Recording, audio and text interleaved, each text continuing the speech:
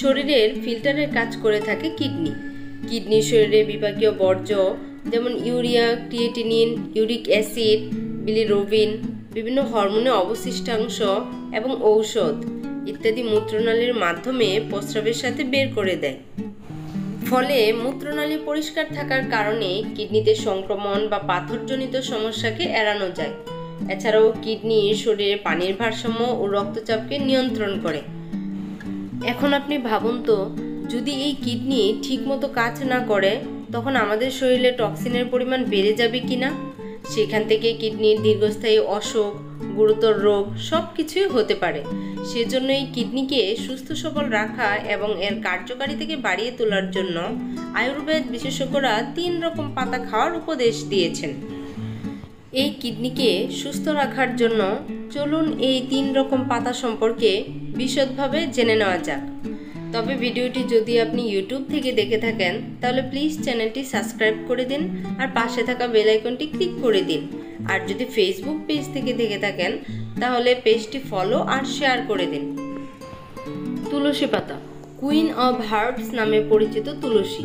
তুলসী পাতায় রয়েছে প্রচুর মাত্রায় অ্যান্টিঅক্সিডেন্ট, যা কিনা কিডনির কর্মক্ষমতাকে বাড়িয়ে সেখানে স্টোন হওয়ার আশঙ্কাকে কমায়। শুধু তাই নয়, প্রতিদিন যদি মধু দিয়ে তৈরি তুলসী পাতার রস খাওয়া যায় তাহলে কিডনি স্টোন তো গলে যায়ই, সেই সঙ্গে শরীর থেকে তা বেরিয়ে যায়। প্রসঙ্গত, তুলসী পাতায় যে ডিটক্সিফাইং এজেন্ট রয়েছে তা শরীরে ইউরিক অ্যাসিডের মাত্রাকে বাড়াতে দেয় না, ফলে আপনার কিডনি থাকবে সুস্থ সবল। ধনেপাতা, মূত্রনালীর জন্য উপকারী হলো ধনেপাতা। এর মধ্যে অ্যান্টিভাইরাল বৈশিষ্ট্য রয়েছে যা কিডনি ঠিক রাখতে সাহায্য করে। ধনেপাতা একটি মূত্রবর্ধক হিসেবে কাজ করে, যা প্রস্রাবের আউটপুটকে বাড়াতে এবং কিডনি থেকে বিষাক্ত পদার্থকে বের করে দিতে সাহায্য করে। এটি কিডনিতে পাথর প্রতিরোধ ও সামগ্রিক কিডনির স্বাস্থ্যকে বজায় রাখার জন্য বিশেষভাবে উপকারী। ধনেপাতা ভালো করে ধুয়ে কুচি কুচি করে জলে ফেলে ভালো করে ফুটিয়ে নিন।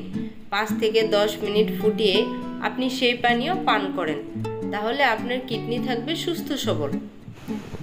পুনর্নবা, শরীর থেকে টক্সিন দূর করে দিতে এই পাতার প্রচুর গুরুত্ব রয়েছে। সেই সঙ্গে কিডনি পরিষ্কার রাখতেও মূত্রনালীর স্বাস্থ্য বজায় রাখতে সাহায্য করে এই পাতা।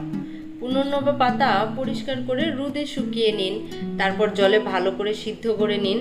জল অর্ধেক হয়ে গেলে নামিয়ে ঠান্ডা করে ছেঁকে নিন। প্রতিদিন 2 থেকে 3 বার এই পানীয় খেলে কিডনির জন্য সেটা অনেক ভালো। ভিডিওটি ভালো লাগলে অবশ্যই লাইক দিন আর প্রশ্ন থাকলে কমেন্ট করুন।